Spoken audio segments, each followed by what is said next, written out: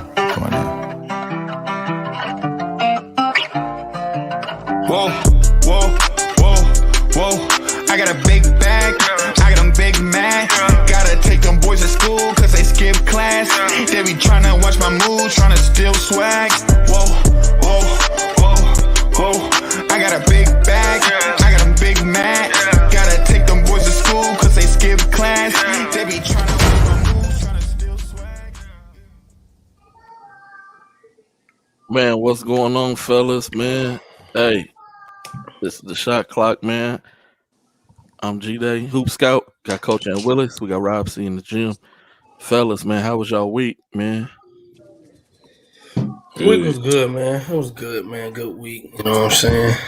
You know, kind of ready for preseason basketball to kick off next weekend. You know what I'm saying? So, good week. I don't know. It's not a high school topic. But Russell Westbrook hurt my feelings, bro. He hurt my feelings. He got a line. You talking about the outfit, man? Bro, he got a line, bro. But he always be kind of out there. Bro, he was out there this time. No, always. Ooh, Miss Raspberry. I'm proud of you. You showed up today, boy, because what happened to y'all yesterday? Even though that ain't no high school topic, but dang. What happened yesterday, Rob? What happened? They got smiggity smacked by Arkansas. They got smacked Texas. in Raw K. Texas. Yes. And they coming to the SEC with that? You can't beat the middle of the road? What you gonna do when you play Ole Miss, man? You play in the middle of the road, Arkansas, man. Hey, SEC is a different beast when it comes to football, man. That's why I mess with you, Miss Raspberry. That's why I mess with you. Nah, it is. Everything was good. Yeah. Everything was good this week, man. Everything was good. Ready for these weeks of preseason basketball, like Coach said. First, this ain't a high school topic, first day of football though, so that's always a good day. My birthday tomorrow, so that's even better. So yeah. Oh, my boy Rob, let's see birthday tomorrow, man. Happy early birthday, my guy. Yeah, Rob's sir. gonna be 50 tomorrow, man. God damn. Boy, I look good for 50. I look good for 50. Thank you, Jesus. Man, fellas. No harm. So y'all had kind of a chill week, pretty laid back week. Ant, man, I seen you posted something. Yeah, man. Yeah. Talk about it for a little bit, man. Well, we are, Team Temple last year. We was on NYTLA, but we had a 14U team that was on the GNBA for the NYTLA circuit, which is the middle school circuit. This next coming up this winter, we will be expanding our company to 6th grade, 7th grade, 8th grade. So we'll have 12U, 13, 14U this next year. So I'm really excited about that. Just kind of, it's been a while since I've been in the grassroots, at that age, especially like 12U, 13U, I've always kind of done the 14U. So it's going to be exciting, to even tap into those age groups, and especially what we were able to do on a high school level last year, with just teaching kids the game, Chris Hines, myself, and my coaching staff, V and all those guys, we're going to try to do the same thing with helping, the youth learn how to play the game, to help the grassroots in Houston just to get better. Always the key thing to just help the city. So it's exciting, man. We got a lot of things coming out. So it's going to be really, really good.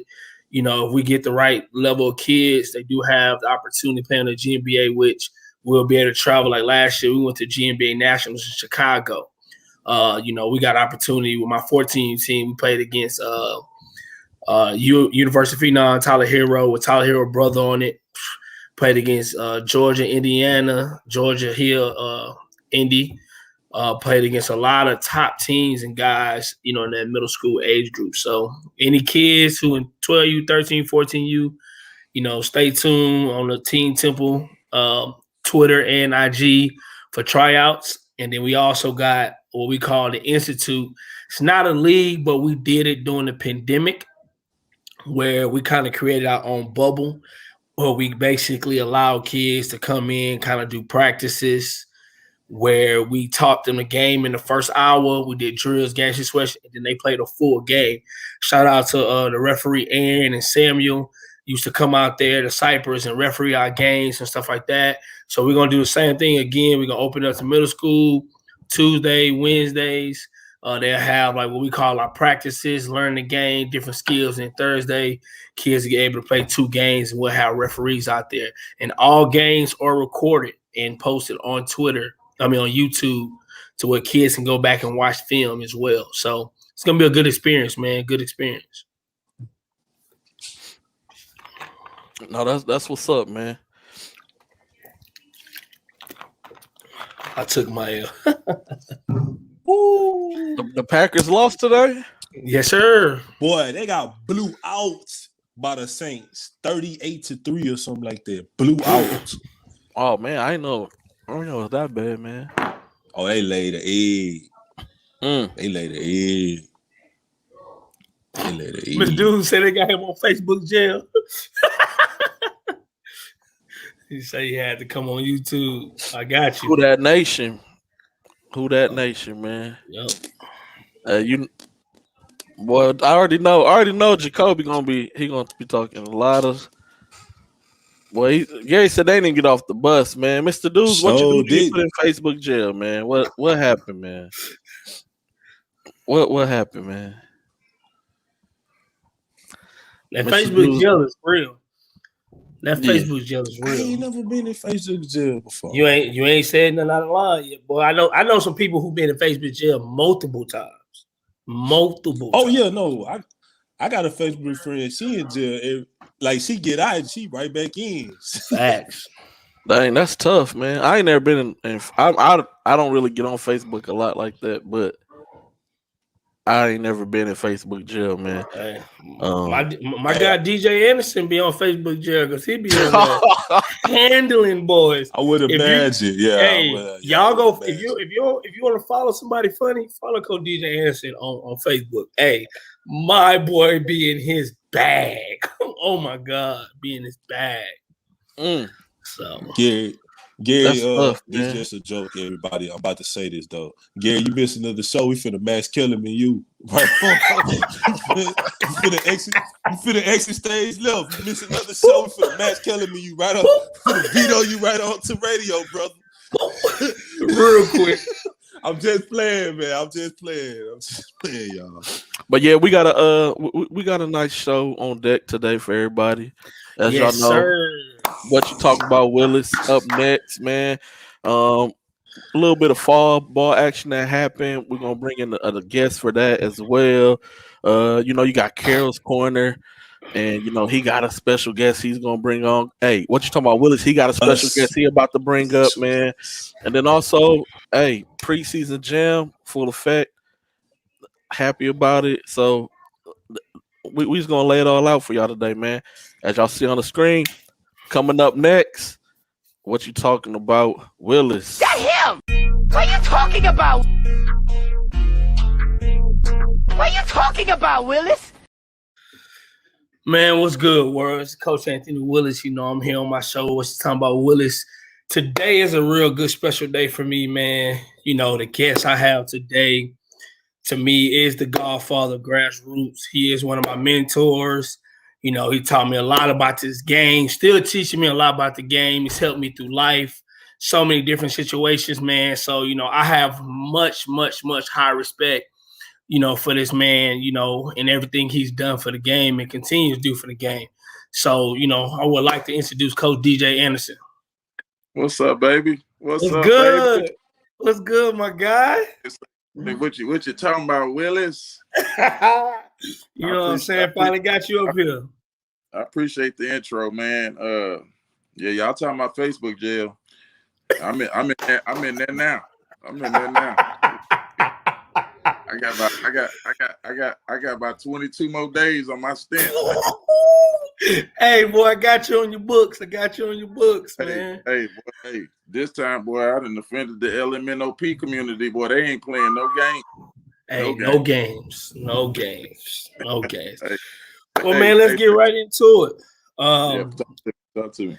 Well, man, DJ, you've done a lot, man, with this grassroots high school basketball. So first thing I want to talk to you about is the PSAT, man. I seen y'all doing a lot of good things.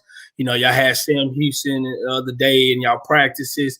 Y'all got a kid over there who's like, one of the quietest, kept secrets around in the city.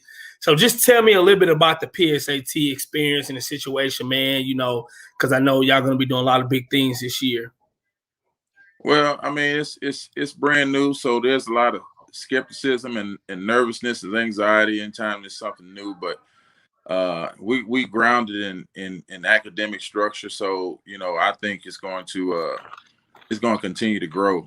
No doubt, basketball is still the city of Houston, which is the 4th largest city in America, so that's going to take care of itself. Guys like myself and Cartier Martin and Ken Gamble, these guys been around the game so long, so. If the kids will allow us, which in the last 2 weeks, it's been really receptive as far as the work that they put in and the willingness to accept coaching. So we're excited about that. But the main thing was, signing with Xavier Academy and our academic foundation. It just gives us that credibility. And even though we're going to post a lot of stuff about basketball, we're going to be posting a lot of stuff about what they're doing academically in the class. And we got a few standouts over there. Alejandro Aviles is what I would say the hands down number one 2025 6'8". He's playing for Team Puerto Rico, so he's put himself in a situation where it's going to be hard to catch him at 6'8", even-handed and with incredible touch that he got from God. I mean, he got the kind of touch that De'Aaron Fox had on his shot. He don't even need no backboard. He just got a beautiful touch. And then 2024 Devin Pryor is I think when you see him, he gonna remind you of Penny Hardaway. He got something real special. He was on a visit this weekend at TCU, so it done ramped up 1,000 miles a minute for him. So we'll see where he takes it, but he's working hard. It's a great situation, but we're gonna have to prove ourselves just like any program out there, and that's what we're willing to do. Got you. So the real reason I got you on the show is kind of talk about your different experiences in the grassroots basketball with you've coached on Under Armour, when the Defenders first came to the city. You coached on Adidas. You coached on EYBL. So you've been on all the different circuits Right. to see all the different talents. Right. I mean, you coach one of the best 16U teams in the country this year. So that's been I've been around you 15 years. And I've seen you coach the best. Shoot from top to bottom. So. One of the things I always like to do is just kind of give people the insights of different things they may not know behind the scenes and different things like that. Understanding, the different things when it comes down to these, scholarships and recruitment and kids and things like that.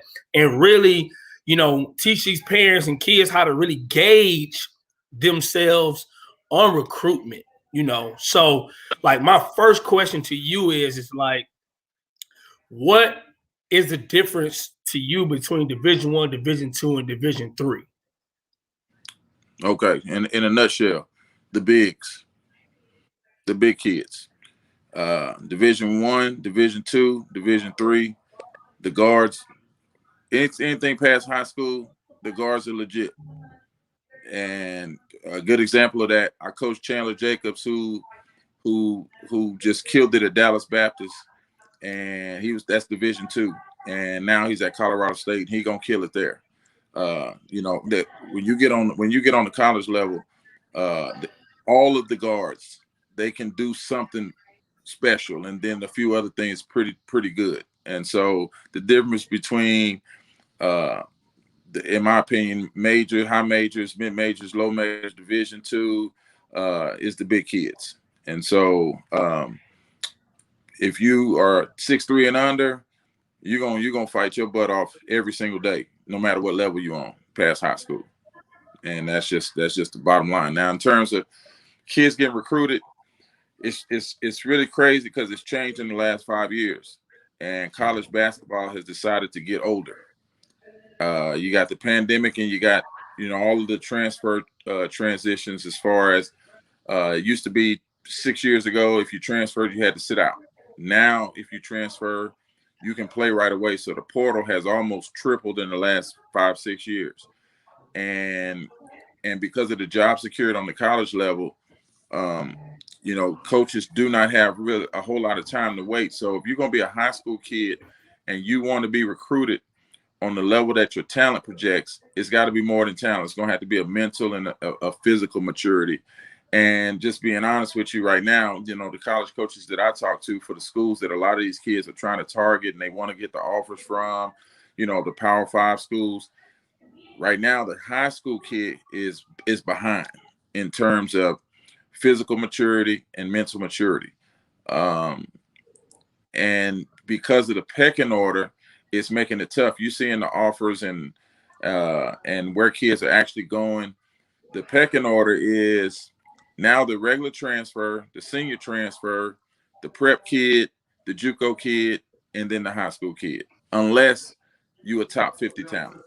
If you are 75 and below, you might have to choose a different route. You might have to red shirts. You might have to prep if you want to go to those major schools. And then if you're not in the target to go to the major schools, you might have to take a little bit less. You might have been a mid major or a high major, 7 years ago. Now you're a low major. So some of this advice about if you got these offers, you better pick something. Don't sit on offers. It's true,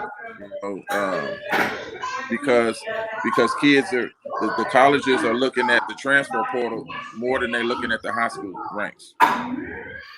Got you. So, with that, what you did say a key word, about the height and the bigs and things like that.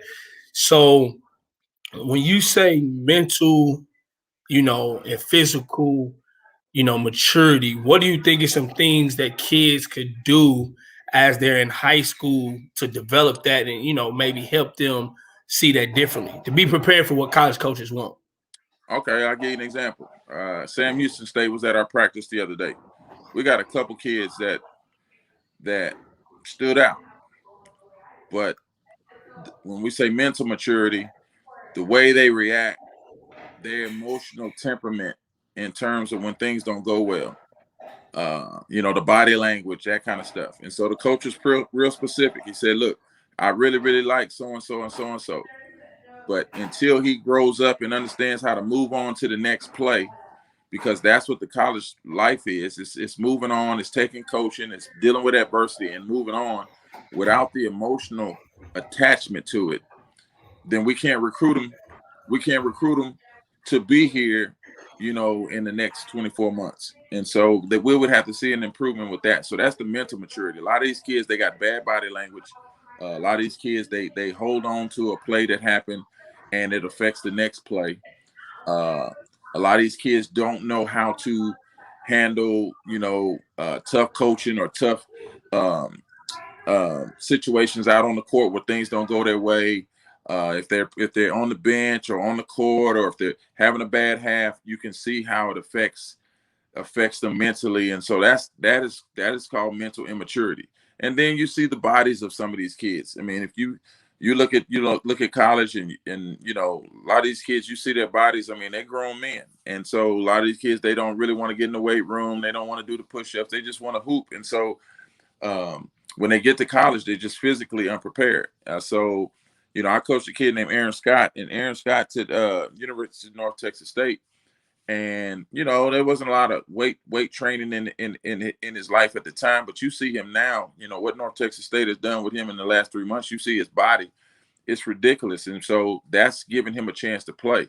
The fact that we coached him and got him to understand that there was going to be that maturation process and he was going to have to buy into it is giving him a chance. Now, some kids, they're not taking to it. And so therefore you won't see them out there on the floor because their body's going to have to kick. before they can get out there and hold down their spot. So that's the physical maturity. And so both of them have to be up to par to play at the college level. And that's just the bottom line. So my next question for you is, we always talk about here in Houston, the narrative of D1 or bust, where, last year, a lot of kids took a hit, with the pandemic and stuff like that, where we had some top kids in Houston not even playing college basketball this year because they didn't get the offers that they felt they should get. What is some of your advice to kids on choosing, like the levels, when you say, we always say, go to where you fit or go where you liked. And, to where I think sometimes some kids hear that and don't really understand what that means and don't really understand what type of opportunities can still come from that, when you're in that situation, more than, let me go to this top school or whatever. That's no question. I mean, you got to go where you love. I don't care what it is in life. You got to like the ones who like you. You got to love the ones who love you. I don't care if you're shopping for a school to go to or a girl. You gotta like who like you. And so a lot of these kids, they project themselves maybe higher than they actually are because they don't really understand what they're doing in terms of what it actually takes to go to, certain levels. The other thing is the offer game has changed. I know you guys all see on social media where some of these schools are offering 9-10 people in the class.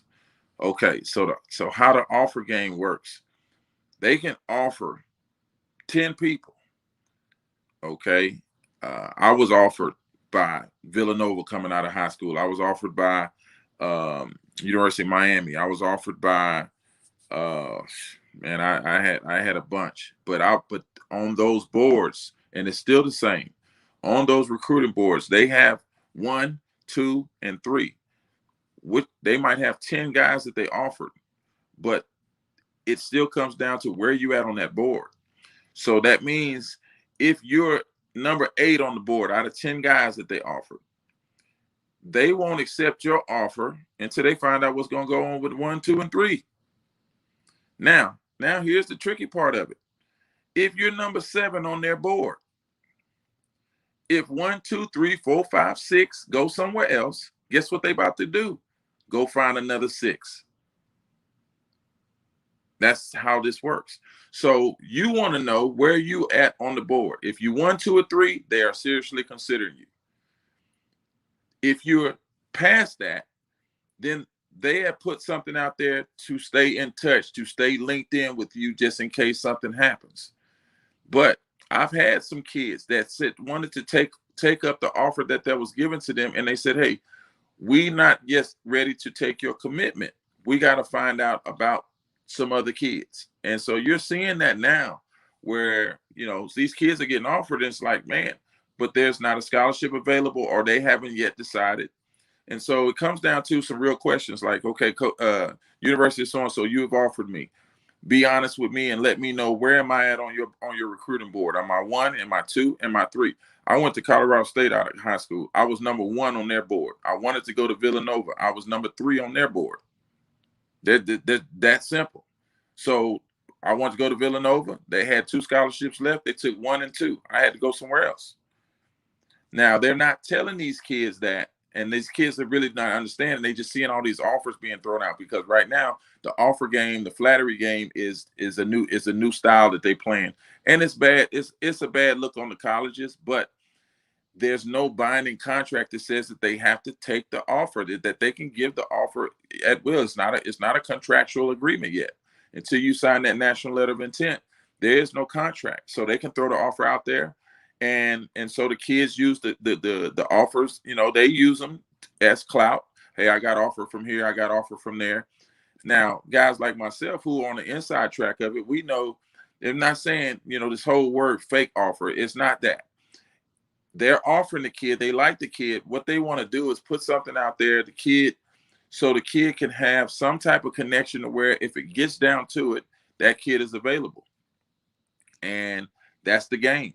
But if you ain't 1, 2, or 3 on that board, then that it's a possibility they might not accept your offer when you're ready to make they might not accept your commitment when you're ready to commit. They will let you know. I've seen kids do it, and so that's the new game now. The offer game. It's crazy. Some schools this summer offered 9, 10 kids in one class, and so and only had 1 or 2 scholarships to give. So it's a crazy game. The parents get caught up in it. The kids get caught up in it. It's a social media frenzy, but it's real tricky. It's real tricky, but it really gonna come down to kids understanding what questions to ask when they go on their visits. These coaches that call them and text them, serious questions to get serious answers. And if you get down to it, they will tell you the truth because they know, hey, if you say, hey, I want to take that commitment, they got to tell you, we're not gonna be able to do that right now. Let's look into it, and we'll see because they're trying to figure out what they're gonna do with those top kids on that board.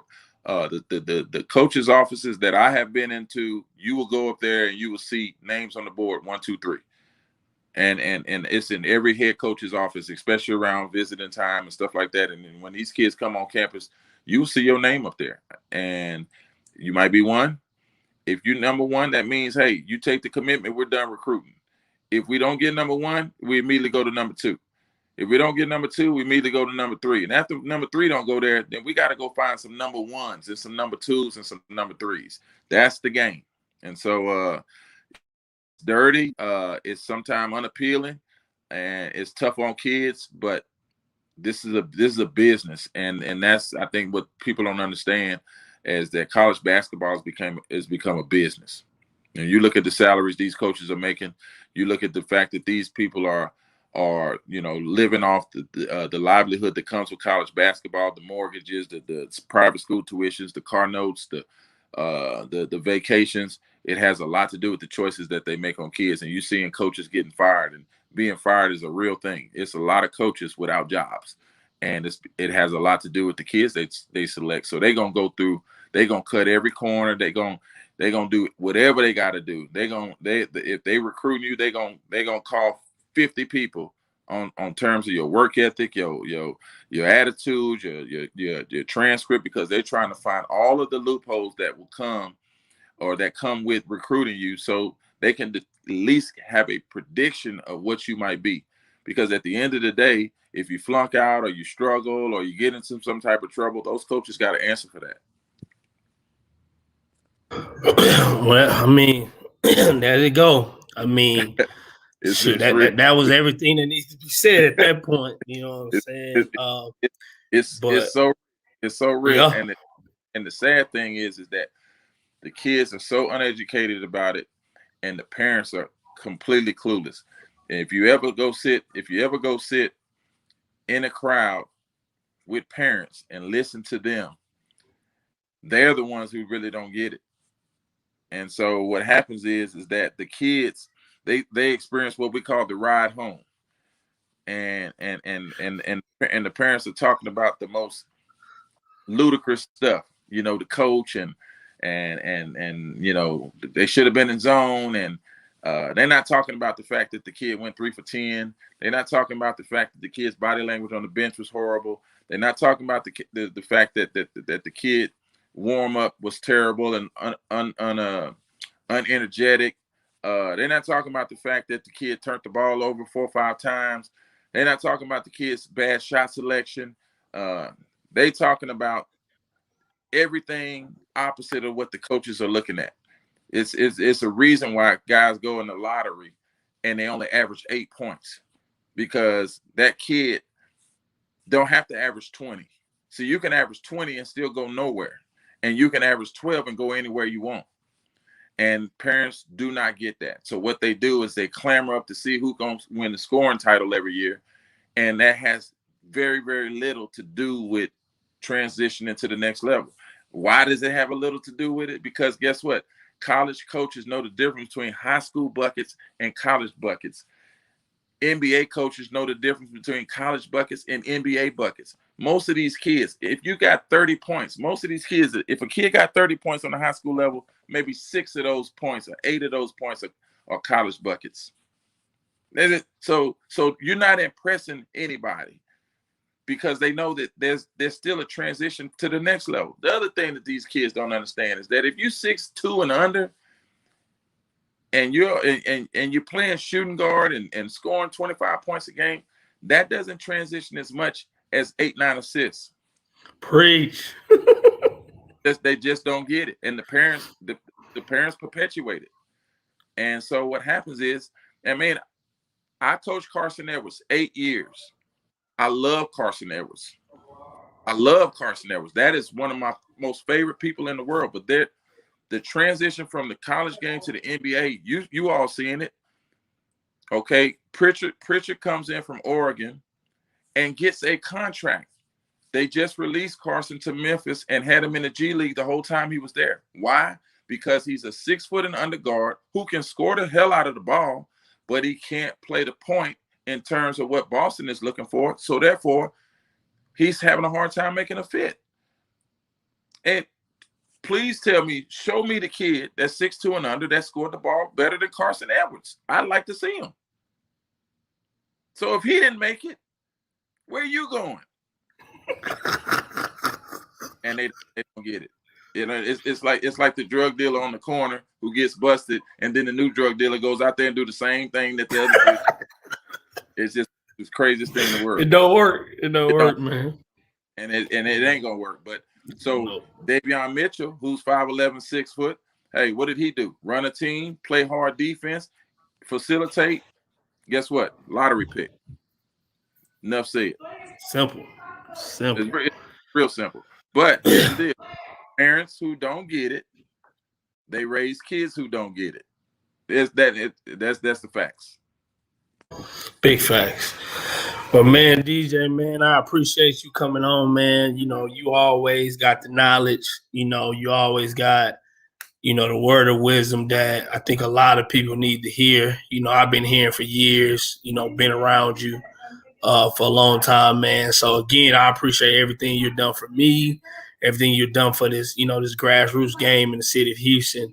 You know, and it's funny because there's still a lot of people who don't know who you are, and that's funny, but it's crazy because you've been doing it so long that, you know, some people don't even know all the people who has came through and, you know, you've dealt with, you know, which is a lot of people in the game right now, man. But again, I appreciate you. I know we got to move on with the show.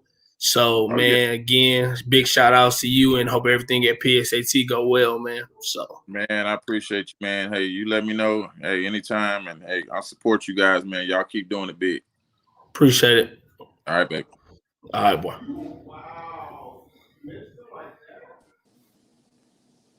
Well, I had a question, but he gone. So. Oh, man. I didn't know. My bad. No, you good. That was good insight. It was good. I mean, I'm not, and let me say this, I'm in no way taking nothing away from DJ because he's a legend in the city. But we've been saying the same stuff over episode. Maybe if we come from one of the forefathers, then people will listen to us. But we be saying the same thing, man. But the thing about it is, you're right. You're right, Rob. On mental. Yeah, you're right. But I think the biggest thing is I don't think they don't listen. I just think that most of the time you just need more voices to say different things, different ways, speak it differently so other people can get it from a different angle. Because sometimes when we say it, people may think we judging a kid. You know what I'm saying? You know, and sometimes it's not even about judging their kid. It's just about giving a true perspective of it. So it's always good to get other people's insight and perspective because, again, man, you know, the way this game go, man, that's how it is.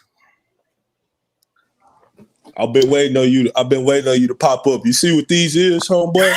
These for the ones, partner. I've been waiting on you to pop up. I was waiting. I got the whole. Hold on, so you don't think it's a game, brother? Yeah, I've been waiting on you to pop up, partner. And they brand new, ready to put some dust on somebody's forehead. Been waiting on you to pop up, little troll.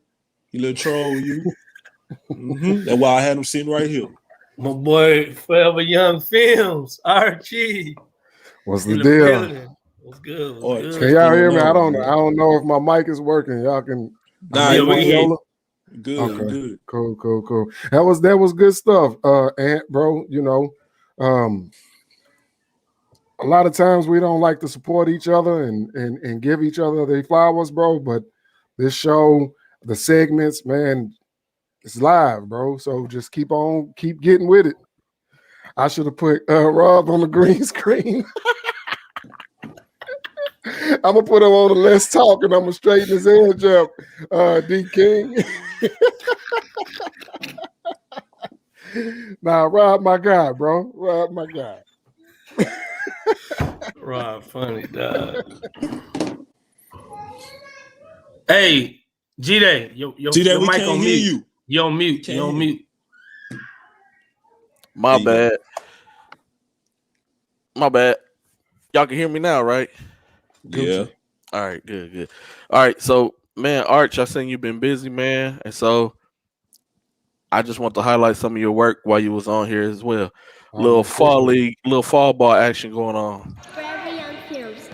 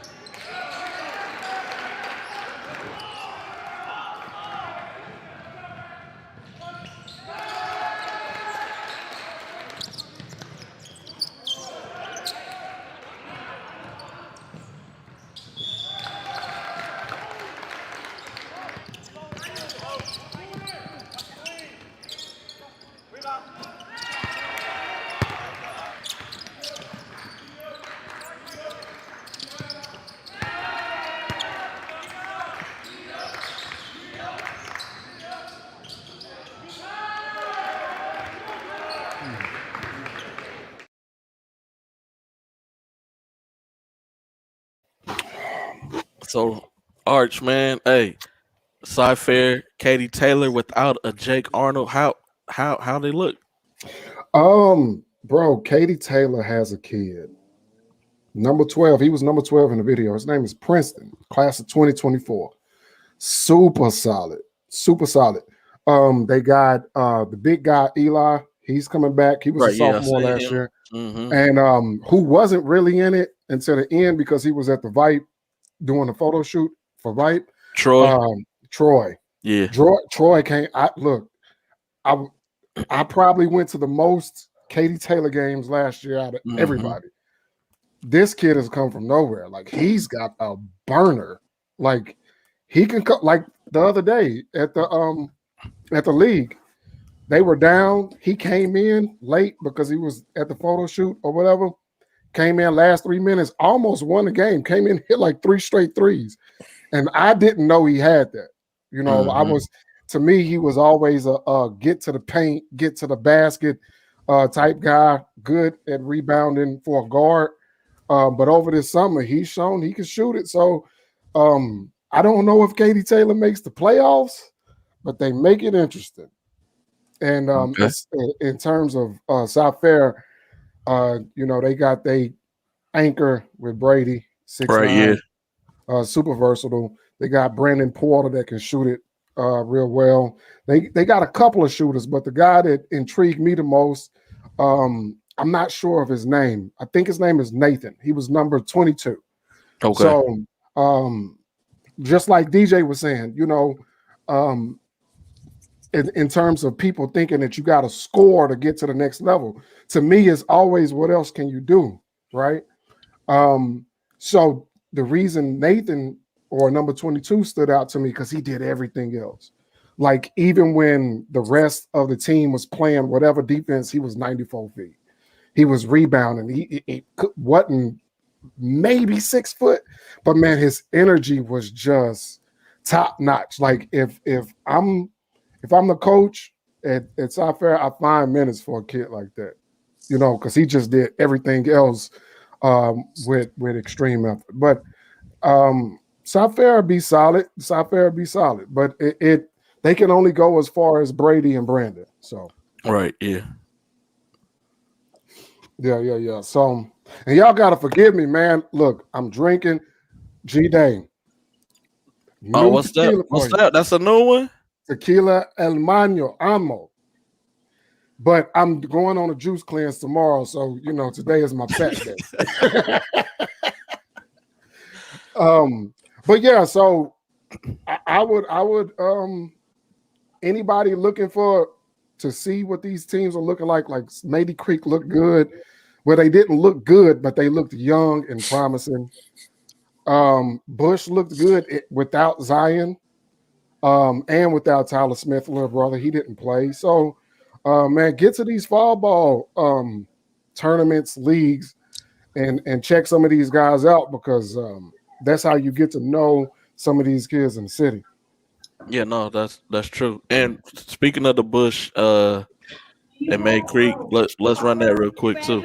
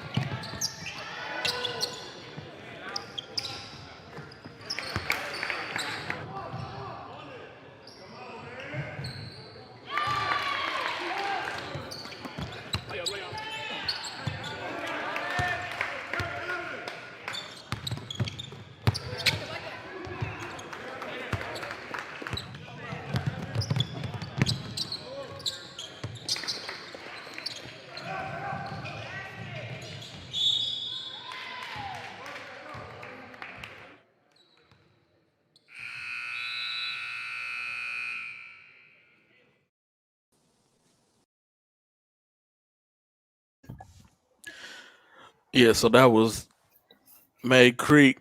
Bush, you spoke about that game a little bit, man. Ronyo, what was your takeaway on Ronyo? My thing about Ryan has been consistent since I first saw him when he was a freshman. If he can find consistency will take him a long way. He's long. I think he can defend better than he does. It's just about effort. But he can shoot it from anywhere. He can score in multiple ways. He just has to find a way to be a little bit more consistent. I think that sometimes he'll play against a team and just automatically know he's the best, so he doesn't always put forth his best effort. But if he get that killer, that dog in him, bro, like the sky's the limit for that kid. Like he can dribble it, he can score on all three levels. What's my sister? He just has to be consistent with it, basically. And I'm trying to think if Bush will make the playoffs. That's gonna be a tough district, man. But Coach Gage, he got some scrappy guys. I don't know. I don't know if they make it. And I do not think they Creek make it, and it's not because of just lack of experience. They're just young. Arch, we getting a lot of feedback from you, man. Am I? What's going on? How about now? No, still. My mic? I don't know what it was. Hold on. It's echoing. Let me see. But yeah, that's the North Katy Fall League that's going on over at Paytown High School. I got a question. Not to cut you off. No, go ahead. But North Katy is what? North of I-10. Yeah, like no. But ain't no school called North Katy, right? No. Oh, okay. I was like, what? Like, okay. It's like, it's Katy Taylor. I was like, I know they ain't called North Katy Taylor now, and like that. I was like, no. The games was held at Paytown High School. Okay. Hey, is my mic you said, yeah, you good. You good now. You good. All right. What you said, May Creek not gonna make the playoffs? Man, I just think that they're too young. They're too young. Yeah, my mic have been drinking, dude. It's a fat day. It's a fat day. I'm on my juice cleanse tomorrow, so you know. I don't know. They got a nice take on some good, talented young pieces. Look, so you saw the video against Bush, right? Mm-hmm. The game wasn't that out of reach, right? But what happens to a young team is that they make young mistakes, right? So the game was close and competitive, but when those young teams hit that stretch where they making young mistakes back to back to back, the next thing you know, a 6-point lead balloons into a 20-point. Did Caleb and Angel play? Angel did not play. Did Caleb play? I'm not sure who Caleb is, to be honest. Caleb Davis, 6'7". No, sir. Okay. So gonna be good two pieces. I'm the question guy. I gotta ask this. Okay, so if you're not picking May Creek, then who the 4 from that district then? Well, Tompkins automatically is gonna make it. 7 Lakes. No, I don't think 7 Lakes go. May Creek probably do. May Creek got a chance, but it'll be based on them on 5 being able to manage those young mistakes that they're gonna make. So who your 4? We gotta bring Arch back for the. He said no 7. See, I can't talk. But he said no 7. But 7 Lakes got a will. 7 Lakes is young too. They'll be okay. They always on varsity last year though. They only lost one player. They lost one player. He transferred to Lake Creek. They lost one player. Yeah, that one. But they still, and the big was playing good at Ruck on Wood. I don't know And his if- name.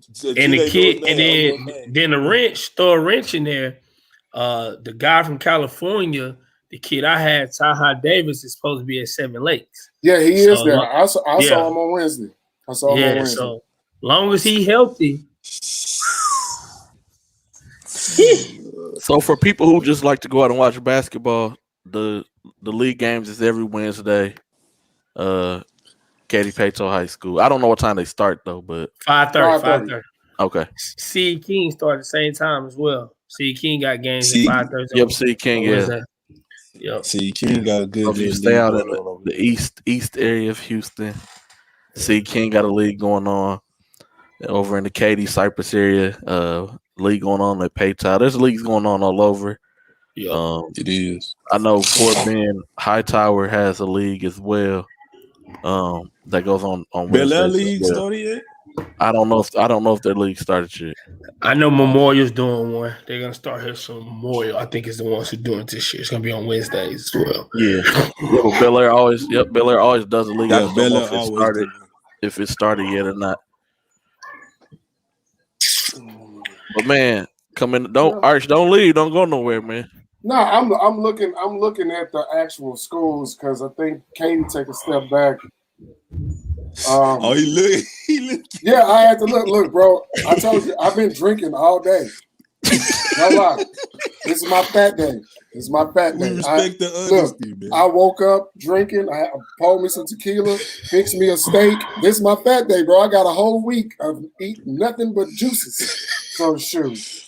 Now I got to make sure I know what I'm talking about. All right. So coming up next, we got Carol's Corner.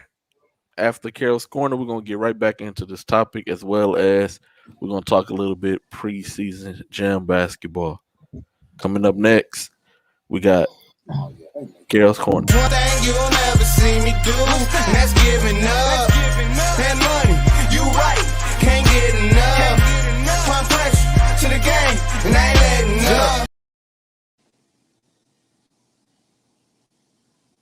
Hello, world. Corey. Okay. How y'all doing, world? Welcome to Carol's Corner. I got a special guest today, man.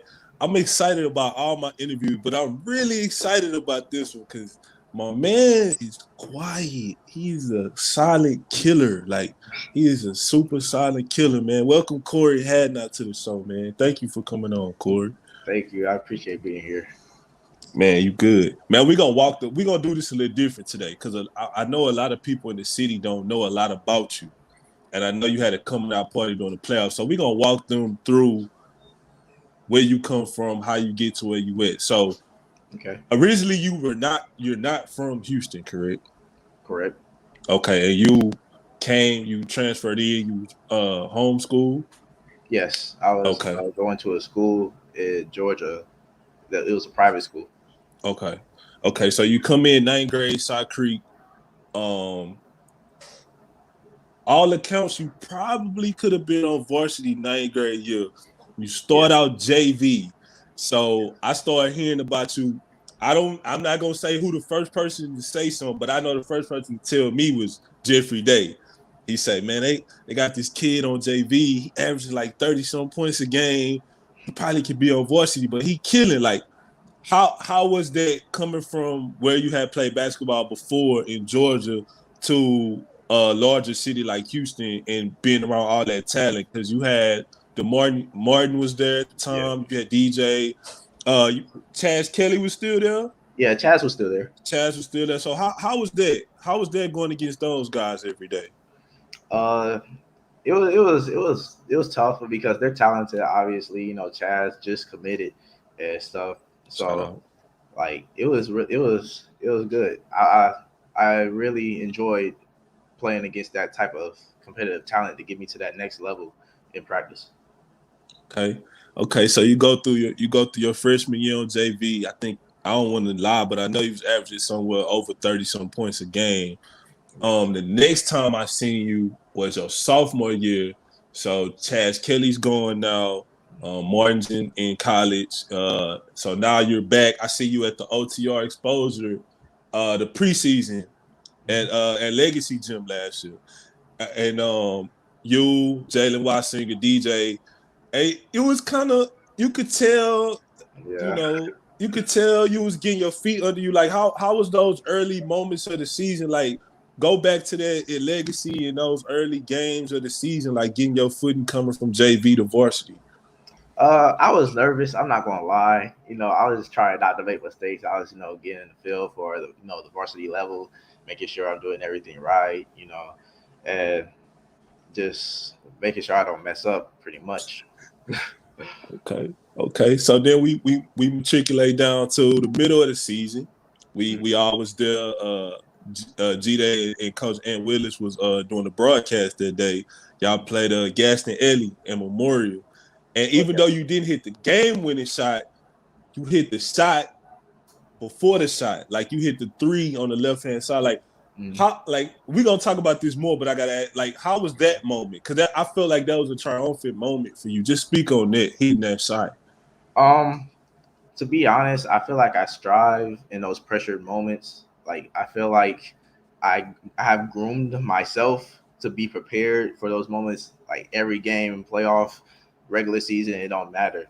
So I've groomed myself to be able to hit that shot and keep my composure, so that way I can help my team any kind of way when that moment comes. Okay. So y'all win district. Yes. Y'all make it. First round, y'all matched up against Lamar. Kind of a back and forth game. Lamar kind of went up for a while. Yeah. Come down to it, and you make a big shot to say, yes, DJ, I'm saying that he saved y'all. You saved the seniors. Just speak on that, like making it to the playoffs in that atmosphere, that moment. Oh, I loved it. I love the atmosphere, especially the first round. And we was going against a pretty good team, and it was a couple seconds left, and then I got the ball. I was just trying to make sure I didn't miss. I know I had like 2 seconds left, so I took a couple dribbles and then pulled up, and then it went in gladly. So yeah, that was a really fun experience. I was hyped. I was really hyped. Was that would you say that's your biggest shot that you ever hit so far? What'd you say? I say, would you say that's the biggest shot you ever hit so far? Oh yeah, for sure. And that was my first playoff game. That was my first playoff game like ever on varsity. I mean, freshman year I got pulled up to play, but I sat the bench. So yeah, that was a really big game of my whole high school career. I'll probably say that will be the biggest game I've ever played in my high school career. Gotcha. So y'all get past Lamar. I think y'all beat Travis next. And then depending on what side of town you're on, some people will call it an upset. Y'all kind of get clipped by Ridge Point. The game before regionals, I believe. Yes. So just speak on that game. Like how was that for the people who weren't there? It was a back and forth game. We lost by 2. I take full responsibility of that turnover at the end because he tipped it, but I mean, hey, yeah, we lost by 2 though. It happens. So initially, and you could correct me if I'm wrong, initially after the season, your plans was just to work out with your father and not play any AAU basketball, correct? Yes, correct. And then our very own Coach Anthony Willis came a knocking, and you ended up partnering up with Team Temple. Just give us a little speech on how that worked. What you think about Coach Willis and the program and NY to LA and all that good stuff. Yes, it was fun. To be honest, he was talking about us going out of town to places like Atlanta, Dallas. It was really good. And the Team Temple, I love the chemistry and the bond we used to have. Like we was going out of town with hotels and stuff. Everybody was hanging out. It was just really connecting and building our chemistry as a team. So yeah, I really like that.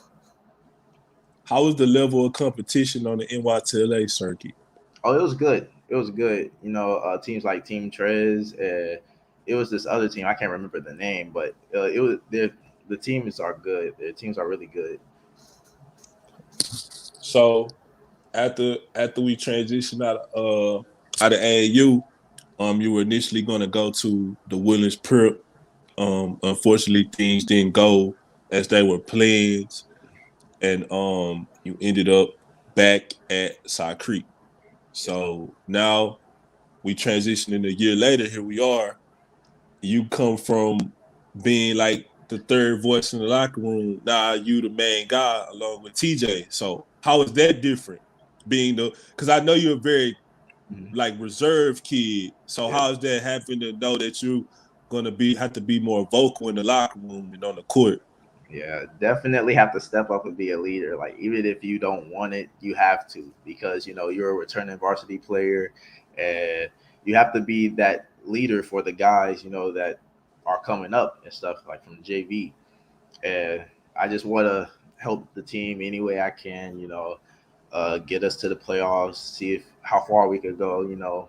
Build our chemistry as a team. Like Chris Paul never stopped talking on the court, so even off the court. So I want to be like one of those guys. Who I wanna ask you this question too because I'm interested in this. Who got in your ear this summer and had you transition from more of a wing like spot up shooter to more on the ball like point guard position? Was that something that you and your dad worked on, or was that something that you was knowing that you was coming back to high school that you was gonna have to do to get recruited more? Or like how did that process go? To be honest, naturally I am a point guard. I could play both positions like a combo guard. Okay. I do like playing off guard because like coming off the dribble, spot up shooter, like stuff like that. But naturally, I like to control the game as a point guard and in tempo. Like when the other team has went on a run, like I like to be that guy. Like, hey, calm down, we're good. Set up the office and stuff. Gotcha. I mean, we've been raving in the city, been talking about your maturation. I didn't know that you. I'm not gonna lie to them. I didn't know that you was originally a point guard because I seen you on the wing a lot. But the city has been raving about your maturation back into the lead guard position and your IQ. Like I could see that the game is slowing down for you more. Yeah.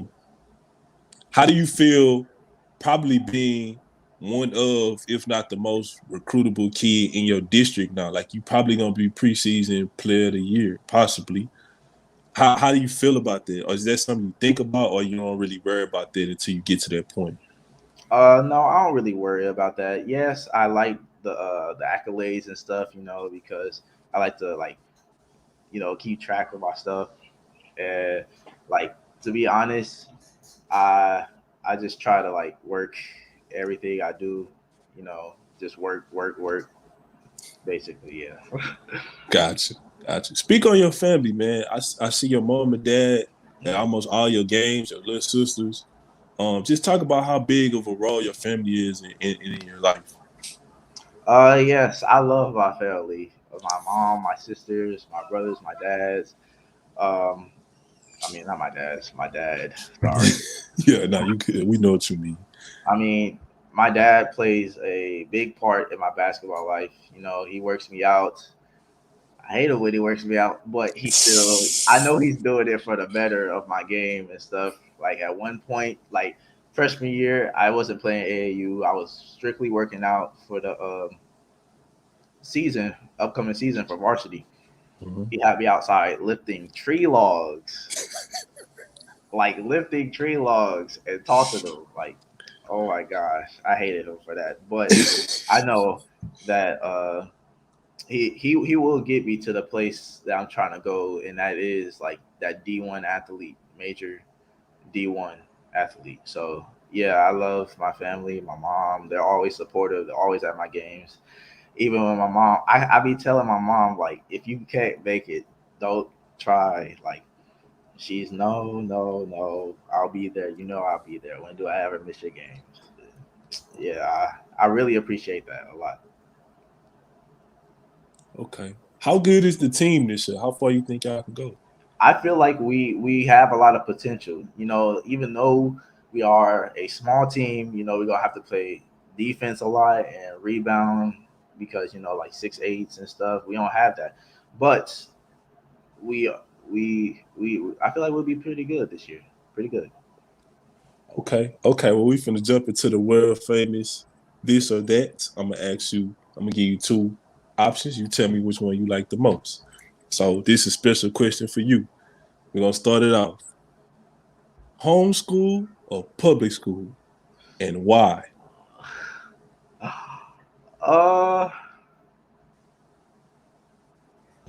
That's a good question. I'll say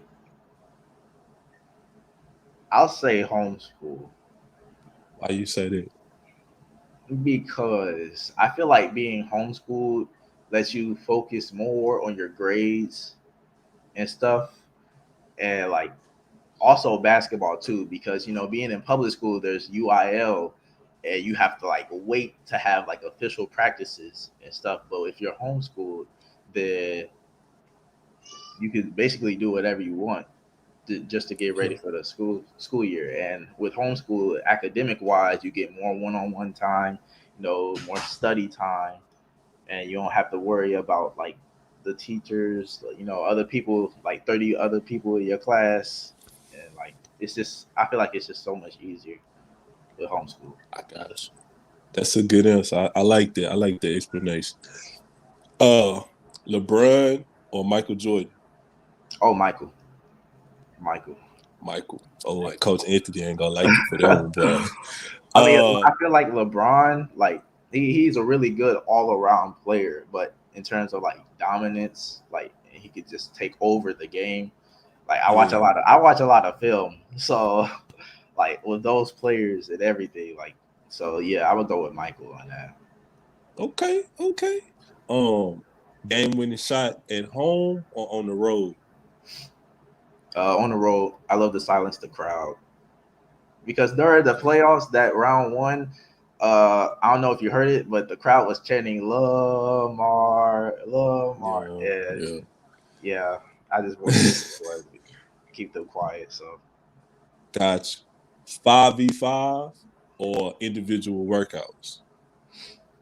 Individual workouts, because specifically of this quote, Kobe and T-Mac, like I think Kobe, T-Mac said like he wanted to go run like some open gym runs and stuff, and Kobe was like, "Nah, why would you do that? You put up way more shots individually than playing with other people." So yeah, I choose that. Okay. All right, man. Well, I appreciate you for coming on. I know G-Day and Coach ain't about to come back on, man, but from the bottom of my heart, I appreciate you for coming back on. Oh, I forgot. Coach Archie here, too. My guy, Corey. My guy. Hey, that's my guy. Hey, man. I'm not going to lie, Corey. I kind of missed the highlights, bro.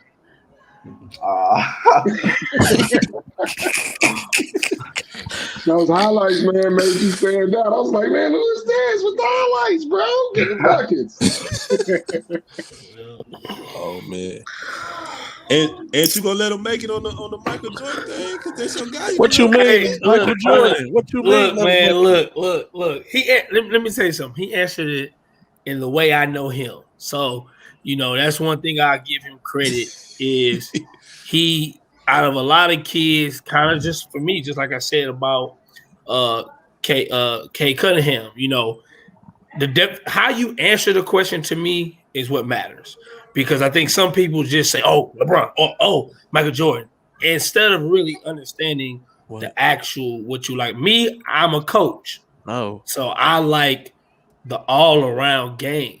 If you ask the player when I played, oh yeah, Michael Jordan, because that's how I looked at it. But at this point now, as who I am as a coach, I pick LeBron because I'm a coach. You know what I'm saying? From that standpoint, just the all-around. The guy who wants to make everybody happy on his team. He's the ultimate teammate, type of guy. Well, Kobe and Jordan was like, hey, look, F you. I don't really – it is what it is. I'm going to do me. You either going to hop on this bandwagon or you not, And I also said because today's generation can't handle Jordan and Kobe type guys. They can't. It won't – they can't handle it. So, that's why LeBron fits well in today's society, and he fits well as the face of the NBA. He's a people's person, So, but Corey, the fact that you are at Side Creek, okay?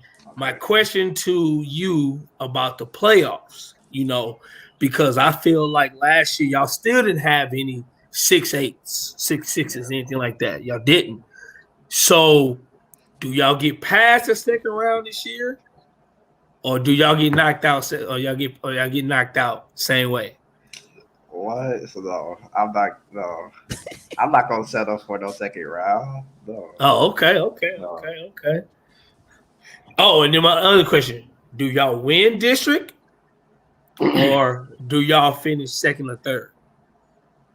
We're gonna win specifically because a lot of people have been targeting us. Like they've been posting on IG talking about them Side Creek boys better watch out. So I've been screenshotting everything and just keeping it in the back of my mind. Like it. When I work out, always thinking about that. Talk to him. Oh, I wanted to ask you this. I did forget this. What did you learn from DJ Richards last year? He was a mental mentor, more of a mental mentor.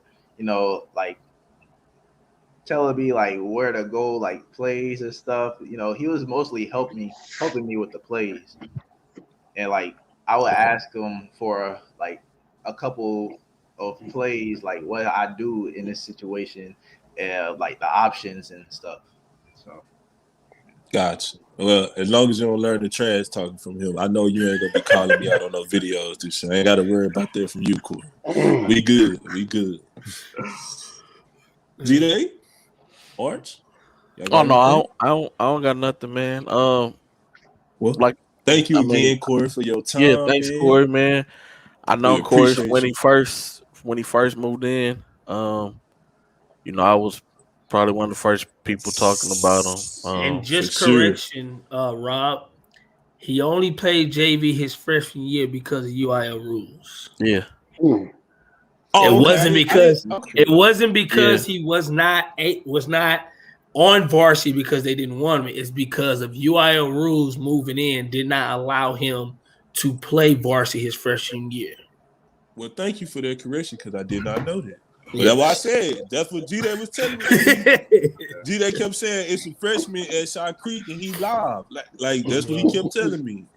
So I was excited to see him, and like I said, he should have been getting free meals from DJ and Jalen for a month after that shot he hit at Lamar. Nah, I appreciate you though, Corey, man. Man, appreciate you for coming on, man. I'm sure it won't be the last time we see you on this show. Expect for you to have a great season. I'm always in your corner, so. Yeah, thank you. Thank you for having me. Yes, sir. Yes, sir. All right, man. That was Carol's Corner. He had Corey Hadnot. Archie's inspiring people to drink, man. Hey, look. What don't do as I say, do as I do as I say, not as I do. Yeah. That's what your parents used to say to you all the time. Hey, facts. See, Archie came on the show. I gotta wait till I get off the show. I can't do that. My concentration would not be on point. But look, and tomorrow when I wake up and I want to fix that coffee, but I got that beet juice.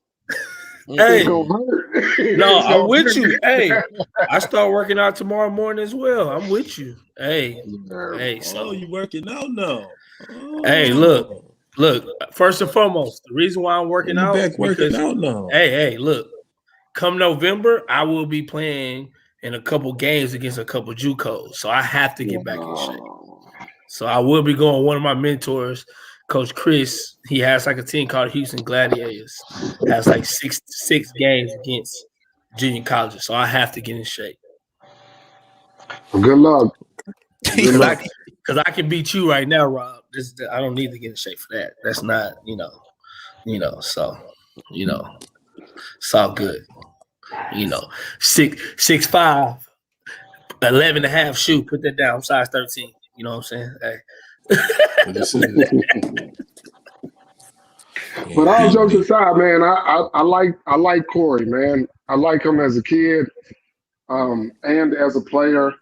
I do like Side Creek this year. Like he said, they'll be undersized, but so I mean, if you watched them last year, you can see their defense helped them win a lot of games, right? So if they can just stay committed to being defensive minded and getting those easy buckets because of their defense, they'll be fine. I'm gonna be honest with you. I think they're gonna be better.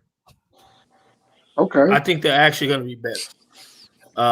Miss Stewart, I've already started work. I don't know what they doing. I started and I've dropped 13 pounds in 1 week. So I've already started. I don't know what they waiting for. Pushing all these dates back, man. Look, man. Waiting for. I got 9 flights of stairs in my job, man. What you think? You gotta do it. You gotta start. You just gotta start. Oh man. Hey, Miss Stewart, I didn't say nothing about working out. I didn't work out. I didn't work out when I played. I said I was doing a juice cleanse. But yeah, I think you'll never see me at TJ Daddy spot. I'm never pulling up the dash unless he. Hey, I was trying. Hey, I ain't gonna lie. I was trying to pull up the dash. Hey, them dash workouts different. Yeah, them different. I'm different. Hey, and you said you think Side Creek gonna be different, be better though this year? Yep. Why so? And this is just my perspective, and people gonna say what they want to say. Okay, nothing against my nephew Jalen, and nothing against DJ Richardson when I say this, but I think they're gonna be a better team in the sight of how the ball is gonna move around unselfishly, meaning TJ Ashford, Corey Hadnot, Noah Martin, those type of guys play very well without the ball in their hands. Mm-hmm. So therefore, like Archie already said, and we already know, they're going to play really, really good defense. So at that point, just like when I coached at Concordia that year, we won state, we had a lot of guys who can play without the ball in their hand. And when you can do that in high school basketball and play really, really good defense, you become hard to beat on a high school level. Because on a high school level, if you play good defense and play unselfish basketball, you can beat a lot of people. That's just being real. That's just a true fact. So with them having those type of guards where you got Noah who can shoot the heck out the ball, they got CJ and TJ who gonna be able to really, really, really, get downhill, attack the rim. If you've seen the highlights, both of them are almost doing between the legs, so they're gonna be dunking on people. They both have been working on their shots. When CJ's already been shooting, TJ's shooting the ball a lot better. And the quiet thing about Side Creek that a lot of people don't know, if you pay attention to the dash workouts, all the Side Creek kids are in there getting to work. And I know a lot of underclassmen who are going to play their role and be defensive guys, get the little dirty points here and there. So, and then nothing against that district, but I mean, Memorial, okay, they're going to play their game, but they don't really have any key guy. Spring Woods, you got Stratford, who's going to be good again. You got Cypress and you got Fair.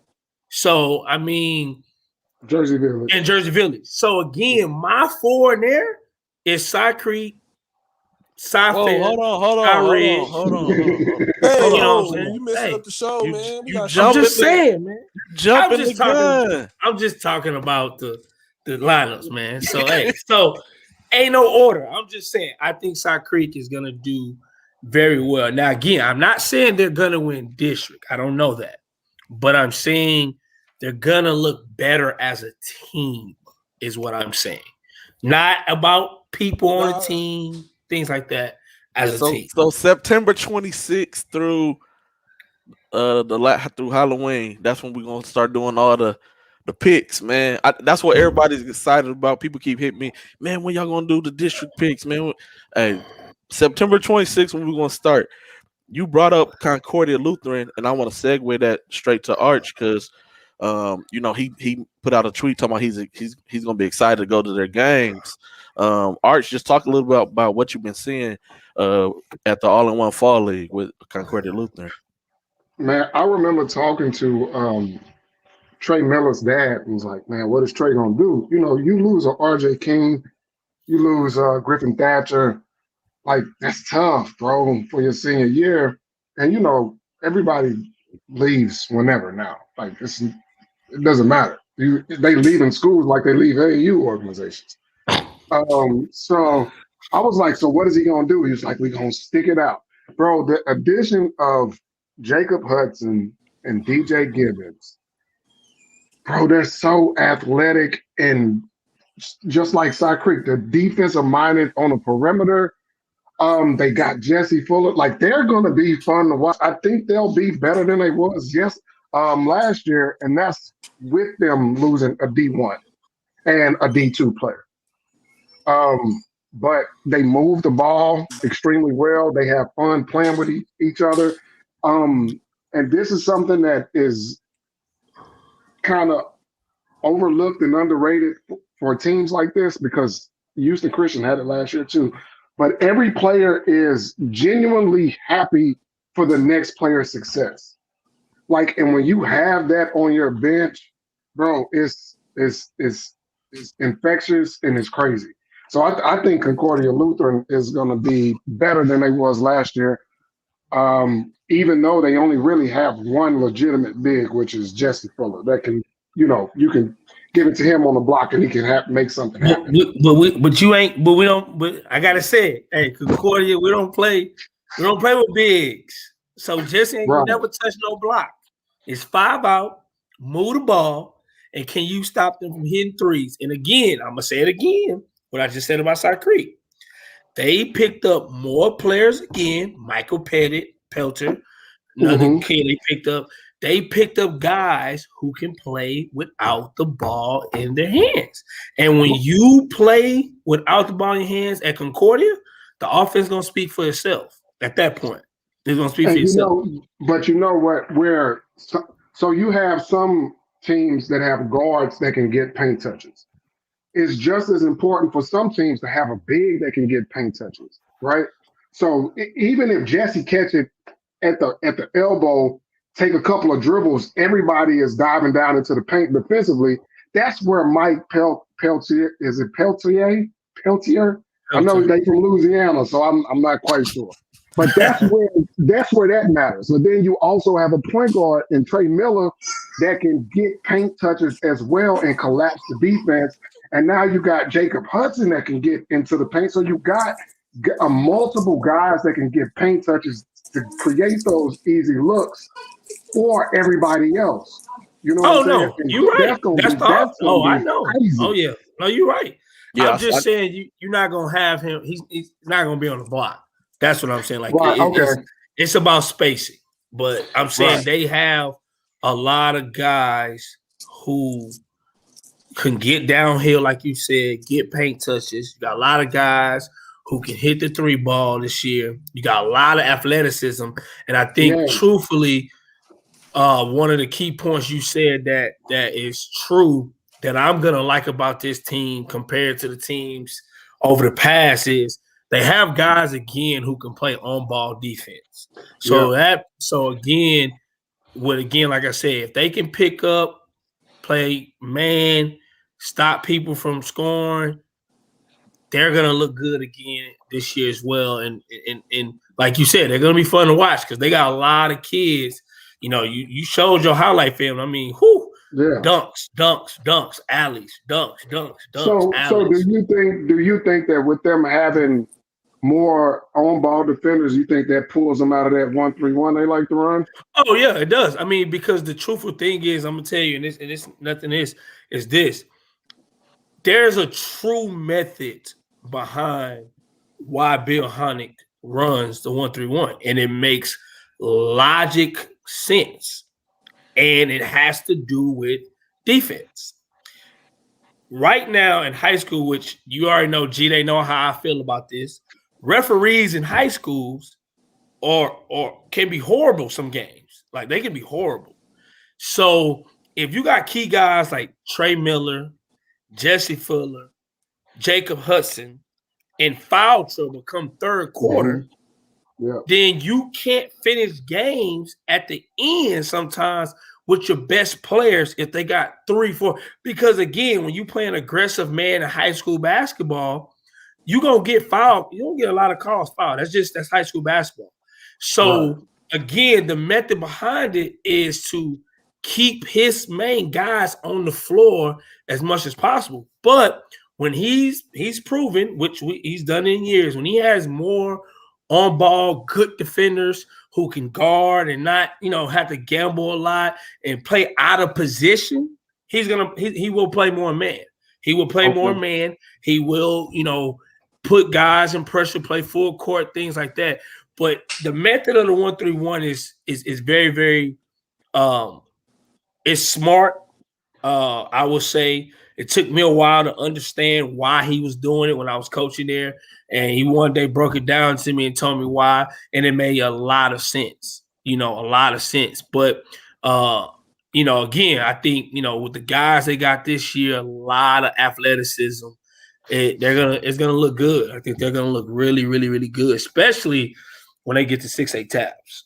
Yeah, and I was wondering about that 1-3-1 because I was like, look, you got active guys defensively, and that 1-3-1 give everybody fits. Like they drop back into that 1-3-1. Sometimes they'll have like their top guards, guard 94 feet, and then once you hit half court, they drop back into that zone, and it's like the opposing teams be like, what the hell do we do? Right? Like we can't get the ball into the middle. You know what I'm saying? Half of the teams think that one guard at the top is going to be able to solve it when you probably need 2 guards. Anytime you got an odd number defensive zone, you want an even number offensive set, right? Correct.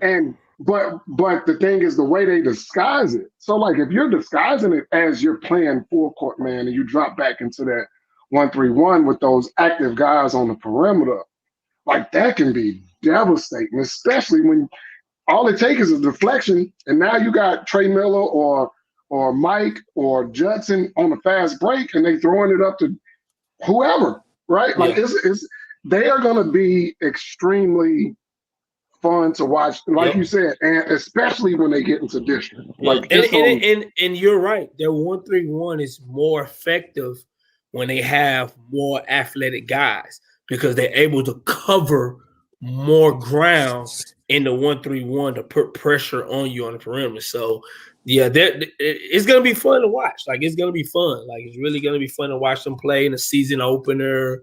You're going to see them in a couple of preseason tournaments as well, Super 16, Sloan event. So, it's going to be good to see them play. Yeah, definitely. What day is the all-in-one preseason shootout on? What day is it on? All-in-one? Yeah. So all-in-one, they're doing they call it an open run, but what they're trying to do is they're trying to get high school teams to actually bring their teams. So last year they had like their varsity league where they had Peyto, Katie Taylor, Travis. They had it was basically a fall ball during the week. They're trying to do it again this year, but they're calling it an open run, and they're doing it on Mondays and Thursdays. But the structure is not the same as like the fall ball league you see at Peyto. It's like you're not getting 2 full halves, right? They're getting you in and getting you out. So it's 2 hours. Each team plays like 3 games of 20 minutes. So that's how they're trying to format it. I don't know how the hell they're keeping stats if it's not a full game, to be honest. But look, these I went on Thursday. The guys are engaged. Like a lot of the times you go to these events and after the first hour, what you see is a lot of sloppy basketball, right? Guys are tired. They don't want to defend no more. And I tell the players all the time, like, look, you want me to send, you want to order film so I can send it to a coach. I can't send this because nobody's playing defense, right? You might as well be hooping in your front yard. Like you want to go to Rice. I send this to a Rice coach. The first thing you're gonna say is, bro, like nobody's playing defense. Do you got any other film? Right. So I try to tell players all the time, like, you playing hard doesn't only help you develop, but it also helps the other guys that's getting film. Everybody play hard. So the way that All in One has been structured on Mondays and Thursdays, I can honestly say that for the full 2 hours, everybody is actually playing, right? Except for Shay from the Woodlands. He caught everybody slipping and got him a dunk. I was like, it's cheating. But, the guys enjoy it, and you're in and you're out. But, yeah, that is on Mondays and Thursdays. If I'm not there to record, then I do have somebody there recording.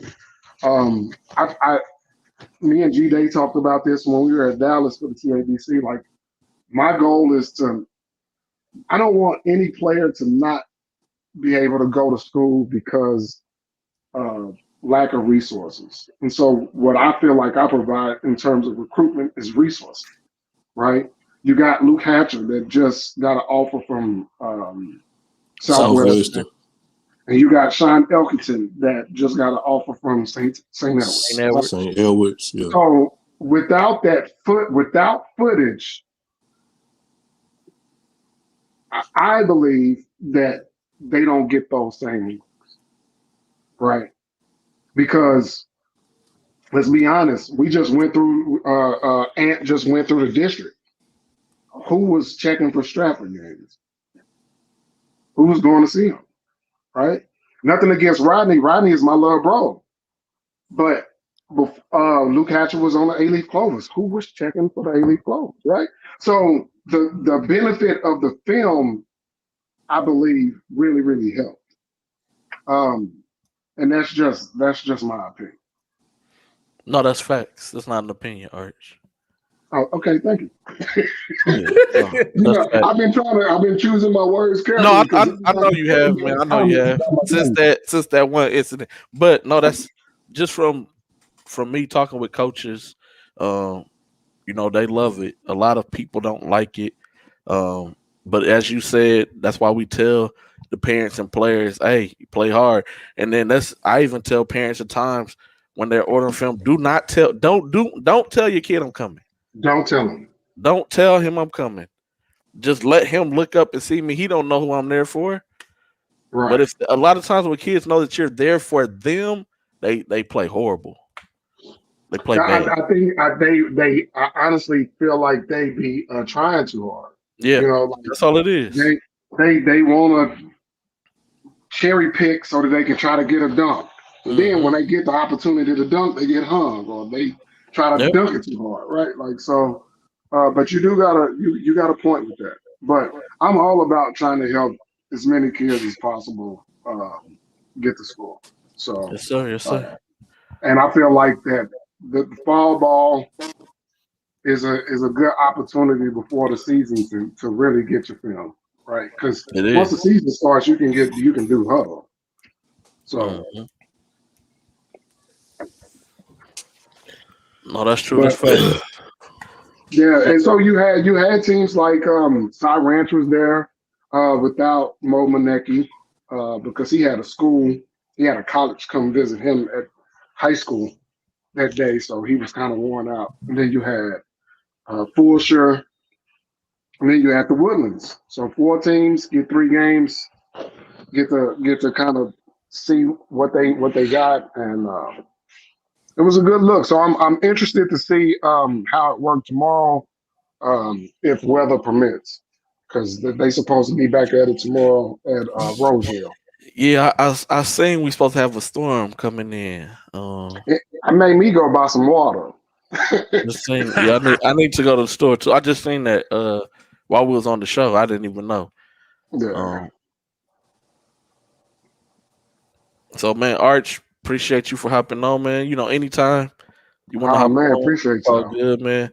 For people who may not know, we work with each other a lot on a lot of things. Y'all just everything's not public business, but I appreciate you a lot for all that you do. Man, The way appreciate that you, you're bro. moving, how you advocate for the kids. I love all that, man. Man, appreciate y'all, man. Y'all all do y'all's things, and that's what I like to see. And people helping people, especially for Houston. So I'm a Houstonian. The Texans won. I swore that I wasn't gonna be a Texans fan no more after D-Hop. Come on, Rob. Don't give me that face, Bro, Rob. y'all played the I second came on, worst team in the bro, NFL. Oh my but goodness. Y'all Rob, played the But Rob second Rob worst can't be team happy in for the nobody who NFL. wins, man. Rob, Hey, I came into this saying the Chargers was solid today. I didn't say nothing about who hold on, they man. played. Y'all can't be. First of all, we played a team with a top 5 defense. Chase Young and Vontae Sweat and all them dudes. They ain't do nothing against Slater. They You wasn't stonewalled them. top 5 today, is what I'm saying. Well, you'll get your okay. So I'm glad you said that, Art. So now you on the list. So you'll get your chance on December 26th. They play in Houston. I'm going to the game, and I want all y'all Houston Texas fans after y'all lose 9 or 10 games this year to still come out. Look. First I'll be off, smacking y'all. I stopped being a Texans fan when they got rid of D-Hop. But I'm a Texans sympathizer. First, we gonna show y'all how to take care of the Cowboys next week, and that's going out to Coach Hayes from Team Chemistry and Dre McDonald and all the rest of you Cowboys fans from the 70s that still riding that 1996 championship, baby. Boat life, baby. 1-0 on the way to 2-0, baby. Yeah. I don't want to see my baby girl with it on. That's all I'm saying. Oh, she gonna have it get us on. some Texans gear. A lucky from Coach Bunches. You want to talk noise? Who is your team? Put it in That's the comments my boy, before we leave. There you Before go, we bro. leave. That's my boy, Before we Russ. leave. Yeah. Who is your team before we get off of here? Somebody said a sympathizer. Yes, y'all trash. The Texans beat the Jaguars, man. Look, so if Hey, people don't know me, a win is a win. Something you don't know nothing about because you lost to the 49ers today. Yeah, we was down by almost 40 points and came back and lost by 8.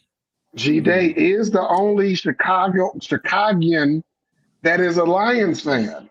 The worst team in the because of NFL Barry this year. Sanders. I was a Barry Sanders fan. That didn't stop me from being a Lions fan. Exactly. My boy tripping. Hey. Oh, he a Washington fan? Hold that L. Hold that Who L. you got, and who you roll with? For football? Yeah. I don't watch football. You don't watch football. Oh man, you the one that's on the show that looked the most like a football player. But you don't watch football. But you want to know why I don't watch football? Because I used to play football, and football down to me is soft. Like I grew up old school, all these rules and stuff. Now you can't touch and all that. No, I play inside linebacker, so I'm used to downhill, smack you in your mouth football. You know, the spread offense and all that. You know, I'm a Barry Sanders, Jerome Bettis, Ricky Waters. You know, Ronnie Lott. Yeah, you know that. You know, hey man, that boy can hit. You know them. You know, back in the day, inside linebackers. You know what I'm saying? You know, Ray Lewis. You know, all those guys. You know what I'm saying? That's I was a Bears fan back in the day with Walter Payton. You know what I'm saying? So, Barry Sanders. Jerry Rice, Tim Brown. See them. That's when football was football. So we got another delusional fan in the comments. Oh, real quick, Dash. What I have the utmost respect for Walter Payton, Jackson State legend. It just was when I was younger. The first game I went to was Bears versus Lions game. My grandfather took me, and Barry Sanders was killing the Bears, killing them. And so I said, I want to be. I'm going for that team. I don't care about everybody else. Whatever team he's playing on, I'm with them. And so that's how it happened, man. I told y'all Jacoby was gonna get on here talking crazy, man. I told y'all he was, man.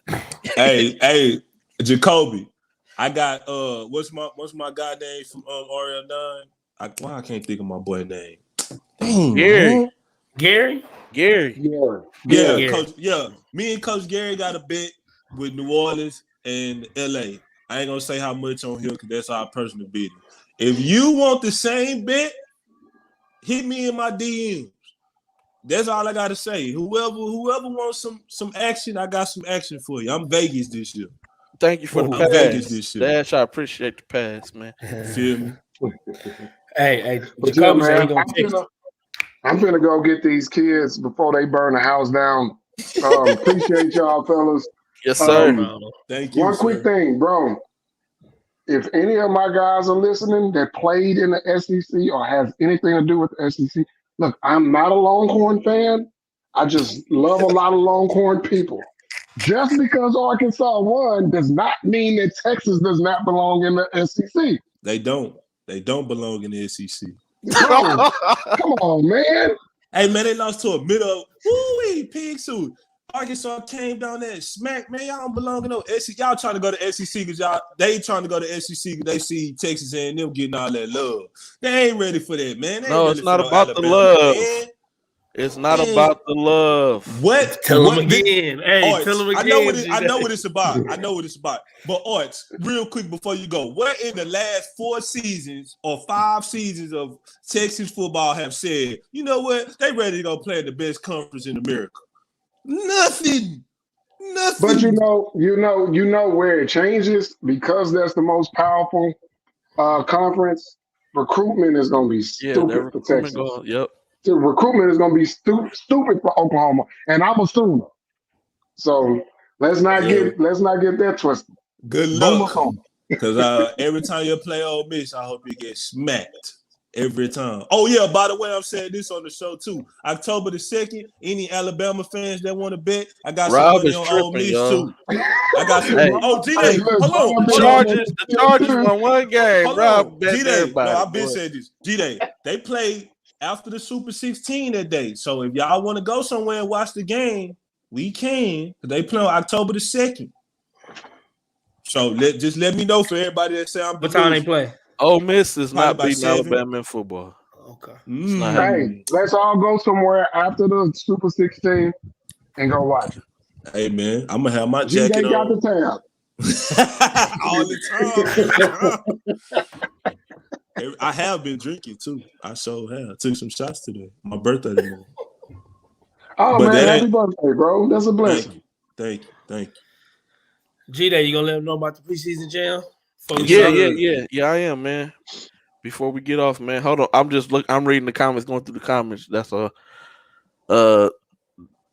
that's true. I agree with that, Mr. News as well, man. Not every team in the SEC should be in the SEC for football. But hey, it is what it is, man. Hey, this coming up weekend, September 18th and the 19th, preseason jam will be taking place.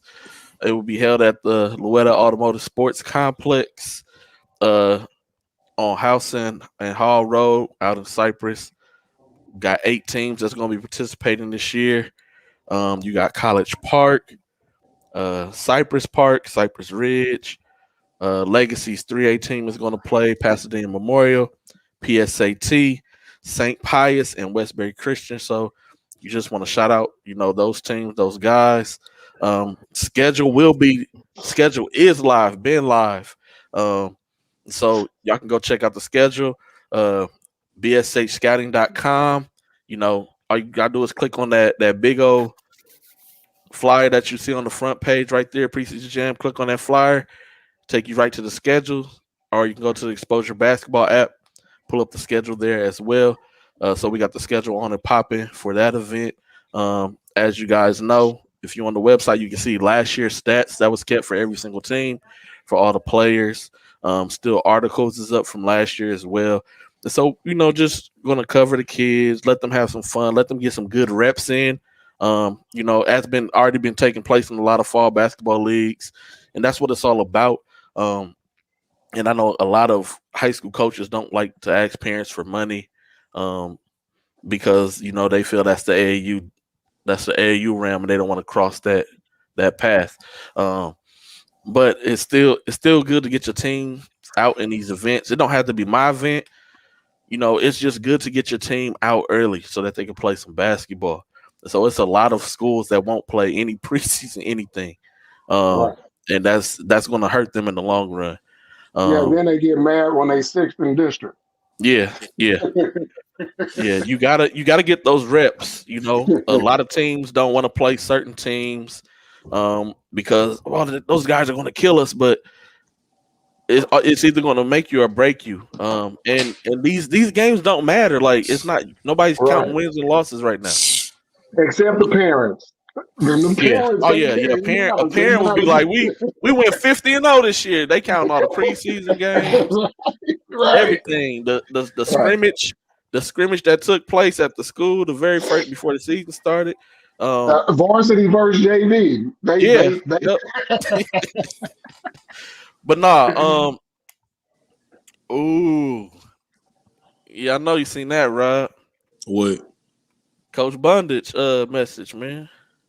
Come on, Russ. You my boy now. Ole Miss is not can't hold a stick to OU, bro. Come on, Russ. What? I'm finna text Russ in real life. OU? Y'all let me what? Oh my god. He said in real life. Get out of here. But yeah, no, preseason jam, man. This weekend, September 18th, September 19th. Once again, College Park last year went 25-4, 15-0 in district. They went to the second round. Ty Buckman, he plays football, so he probably won't be playing. He's the starting quarterback over there for the Cavaliers. But they also have a guy, Darrell Reese, who will be a 6'1" guard senior who will be playing with him. Cypress Park went to the regional semifinals last year, went 20-6, 11-3 in district play. They only graduated 3 seniors. With AJ Ferguson. Yeah, that's it. Yeah. With AJ Ferguson being the main guy, the main senior that graduated from that team. And then their second, third, fourth leading scorers from last year were all juniors. And so all those guys are back in Kendall Cross, Quentin Beverly, and Jefferson Nano. And so those guys all back together, as well as, Harold Perkins and them who's on the football field, but they won't be there.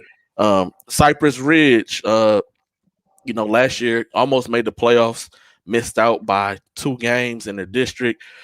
This year, expect for them to have, a really big season from Jamil M. He told me how to say his last name, but I'll be messing up the last name, so I ain't gonna say it. But Jamil, they got Trey over there as well, point guard, 6'2", 6'3" point guard. And they got some young guys as well. And so, be on the lookout for Cy Ridge as well. We'll talk about them more when we get into the district picks and all that stuff like that. Legacy 3A is going to play over. Shout out to Coach PJ for, letting the other team get some burn too. Everybody just always looks at Legacy. They look at, the 6A, the main team, but, he was like, G-Day, I want to support you. We're going to be doing something that weekend, so I'm going to shoot to the other coach, so the other team can get in there and get some burn. So, shout out to Coach PJ, shout out to Legacy and them. PSAT, another new program. They got some key pieces. Coach DJ Anderson was on here earlier. He was talking about some of those kids, and so we'll get to see some of those kids that's going to be playing with them. Pasadena Memorial.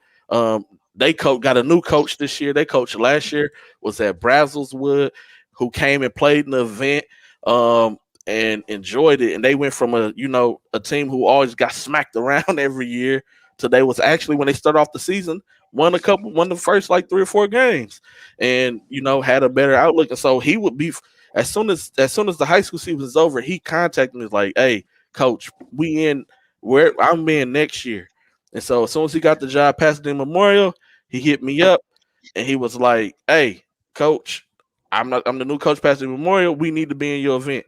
And so, shout out to him, getting them in. They got a kid, Robert Miller. He got a player. 8, sophomore, dual forward, man, can play small forward, power forward. And so he's going to be exciting to see as well. You got St. Pius is coming over. My guy, Jacoby. They also got a new coach. They coming over and playing.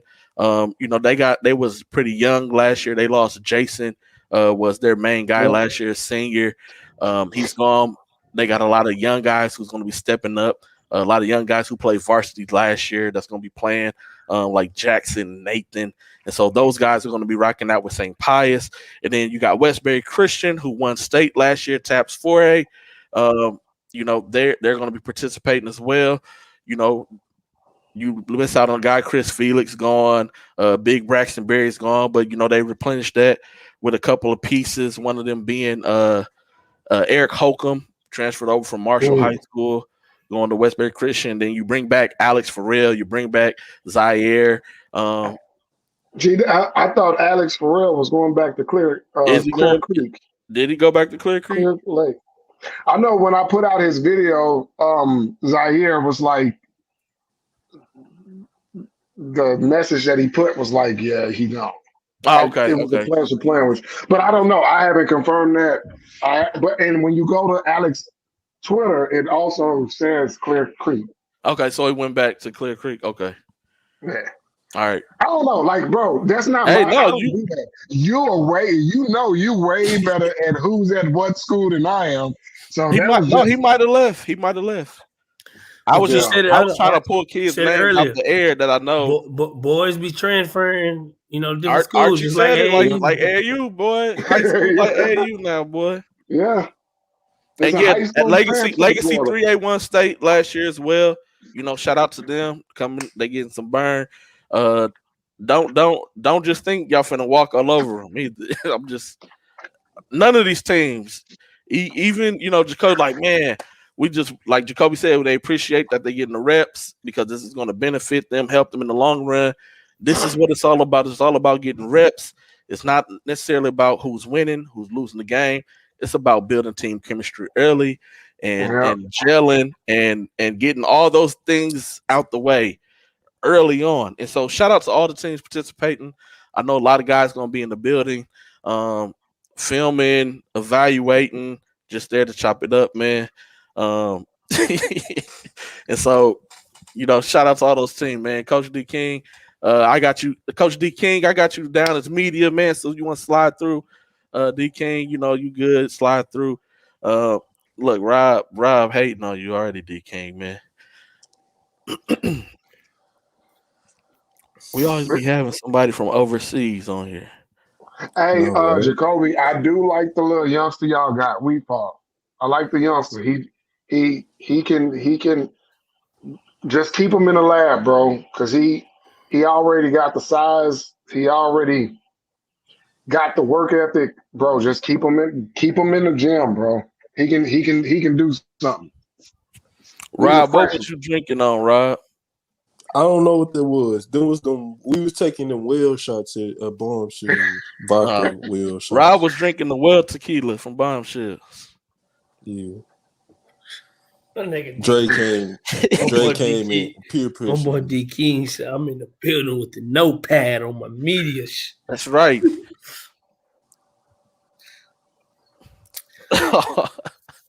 Rob hating on D King, man.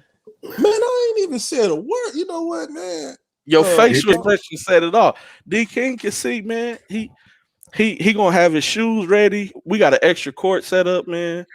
Bro, Rob came on with props ready for D King to pop up. That boy had props, multiple. He didn't have one shoe, he had both of them out. Yeah. I got the box too. I got the whole box. Oh my God. Man, everything that came. I know you got to be prepared, man. This guy. Talk about the plastic bottle. This guy. I gotta go put my kids in sleep. If I drink Taco Vodka, you drink Arbor Mist. How about this? You need to turn off Arbor Mist. He took it back to Arbor Mist, man. That Taco Vodka is worse, bro. You gotta come with something different. You gotta come with I don't drink MD 2020 or something. You gotta come with something like Dre McDonald. Hey, boy, that MD 2020. That's Cisco, something like that. Like that gonna tear your stomach up. Ice House. The MD 20. That's a no go. Yeah, I'm good on all this. Yeah, I appreciate y'all guys. Love Oh what yeah, all y'all doing, man. yes sir, yes sir, yes sir. I got little ones though. I gotta get up out of here. Alrighty, man. All All right, fellas. So before we hop off, once again, preseason jam is going down this weekend. Following that weekend, you have the OTR high school shootout. Then the weekend after that, you have Super 16 extravaganza. And then the weekend after that, you have the Gasso Fall Classic here in Houston at the MI3 on October the 9th. So those are your fall events where you can catch multiple games at once, as well as you got the Sea King Fall League going on, High Tower Fall League is going on, Bel Air Fall League is going on, the North Katy Fall League, you see how that Katy Paytown, that's going on as well. All in One is doing their little fall type deal. Team Temple or the Institute, which I don't know how to word it right because it's all the same to me. They got a middle school fall showcase league type thing. Yeah, man. We it's called an institute, but it's basically us giving us opportunity to help the youth, man, just get better, and also give us a chance to look at kids for our AAU teams instead of doing the normal fall league. He own you, Rob. He own you, dog. He own you. Oh man, hey. But we appreciate y'all for hanging in there with us on today. But before we go, I gotta ask y'all this question, man. Dang, where'd it go? All right, Melvin Dewes hit it. What is the best throwback basketball video game? Oh, NBA Jam. Okay. He said pre-PlayStation. I'm gonna have to go with before NBA PlayStation. Live. I like NBA Live. NBA Live. But NBA Live came out on PlayStation. No, it did. No, it came out. Yeah. It came out on Sega too, though. It was on Nintendo and Sega. Yeah, in the cartridge. It on Sega. Okay. Yep. Yeah. In the cartridge. That's right. My very first basketball game was Double Dribble on Nintendo NES. After that, my favorite game is probably Bulls versus Lakers. Yeah, I was just thinking that. Bulls versus Lakers game. Everybody had a signature move. Yeah. Jordan used to do the kiss the rim. With Larry Bird, you could do a 360 3-pointer from the corner. Charles Barkley had his little dunk. Dominic Wilkins had the special tomahawk jam. Everybody had their own like signature special move that they would do, and so that was probably my favorite game, my favorite throwback game. Was Double Dribble the one where you could punch people?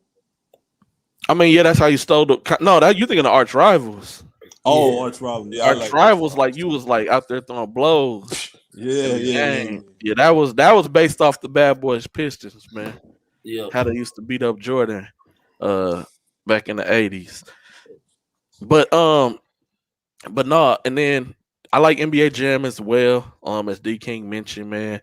But then once you get to like that Sega, once you get to that PlayStation, Dreamcast era, it gotta be 2K, man. Like that 2K. I'm going with NBA Street, man. See, 2K, and I was gonna say NBA Street too, man. 2K NBA Streets. And so I would like to see them like make a newer version of NBA Streets. Yeah, for sure. With like LeBron and all them on there. Like that'd be dope, I think. Yeah. Like they get a new version of NBA Streets, a new version of NFL Streets. Stop hating, bro. Stop hating, dog. Hey, dog. Golly, man. Tomorrow's Rob's birthday. Shout out Rob, man. Thank you. You know, happy birthday 35 to you. years of life. How many years? 35. Man. 35 years. 35 years. I thought Rob was 50. Damn. I look good for 50. I thought Rob was older than me. Damn. But he's going to be 35 on tomorrow. So y'all make sure y'all send Rob some love, man. Happy birthday, the old people Rob. say. Just keep saying good morning. Happy birthday to Rob, man. Until the next time. Once again, starting on September the 26th, we doing district picks, man. District picks. So make sure y'all ready. Make sure y'all ready. Rob, y'all pulling up to Mr. A. Somebody. Rob, for your birthday. Nobody go to Mr. A's on Mondays no more. For your birthday, Rob. Hey, DK said, Mr. Appreciate A, I'm done, dog. I'm done, dog. Hey, that's it. DK That was said he's gonna send you a gift card to Supercuts, man. I ignore ignorance, man. I'm not worried about him. Oh man, y'all crazy. But yeah, y'all be ready. We're gonna be ready, but we want y'all to be ready and engage. September 26th is when we're gonna start, and every week after that, district picks. We know we're gonna get a lot of backlash, but we ready for it. That's what we're here for. For sure. Yes, sir. That's what we're here for, man. But until the next time, Shot Clock, we out.